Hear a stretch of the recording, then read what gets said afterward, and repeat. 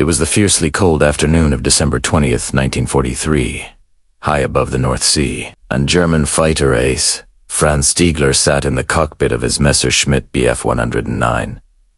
22 victory marks were proudly painted on his plane's wings. Stigler knew that one more kill would bring him closer to the Knight's Cross. But today, hunting was not just about honor. It was the rule of war. If he failed to shoot down the enemy, Germany might deem him a traitor. It was then he spotted an American B-17 Flying Fortress bomber, which was practically dead. The bomber, nicknamed the Old Pub, was Stigler's 23rd easy kill, but this kill was flying toward him like an executioner's noose. The bomber's condition was pathetic.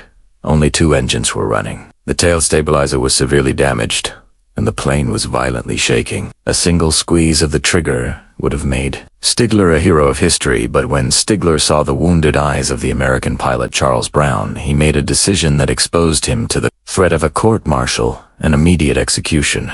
Stigler refused to kill the crippled enemy. Instead, he escorted him out of Nazi Germany. This was the riskiest aerial pact between humanity and military orders. Franz Stigler was a highly skilled German pilot, but he was also a man of ethics and a code of honor. Throughout his combat life, he adhered to one unwavering rule: if I see an enemy bailing out on a parachute, I will not fire on him. This was an unwritten code among the Knights of the Sky. But Charles Brown's B-17 was not on a parachute. It was merely a fragmented piece of flying wreckage. As Stigler flew his Bf 109 closer to the B-17, he witnessed the sheer horror of the plane's state.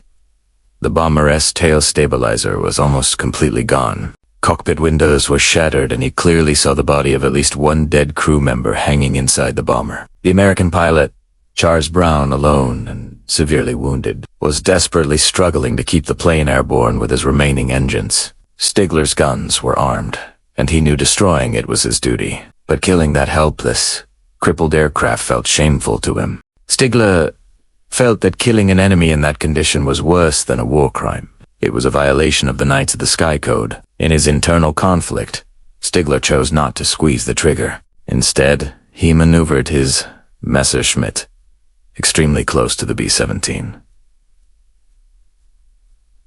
He gestured toward Charles Brown, indicating that he should immediately change course. Brown, in pain, shock, and confusion, failed to grasp Stigler's intent. He assumed it was a cruel trick. Stigler then took another dangerous step. He held his palms open and upward to convey through an aerial gesture that he was not going to attack. He was signaling Brown to fly out of German-controlled airspace, perhaps toward neutral Sweden or the North Sea. The wounded Brown made a final, desperate attempt to fire his remaining functional machine gun, but his severe injuries prevented him from doing so. Stigler became convinced that the American pilot was in no condition to defend himself. Stigler then made one of the most incredible and suicidal decisions in history. He decided to escort the B-17. He deliberately positioned his Bf 109 to the left of the B-17, facing the sun. This was a military tactic. By doing so, he was shielding the American aircraft from the German anti-aircraft guns. Below, because the German gunners would never expect a German fighter plane to fly so close to the enemy. During this incredible sequence, Stigler had exposed himself to double the risk of treason. First, he refused to kill an enemy of his country, and second, he was actively assisting the enemy to escape German territory. Stigler knew that if any German soldier, or crucially, any other German fighter pilot, witnessed this entire event, his court-martial was certain, with the immediate consequence being execution by firing squad.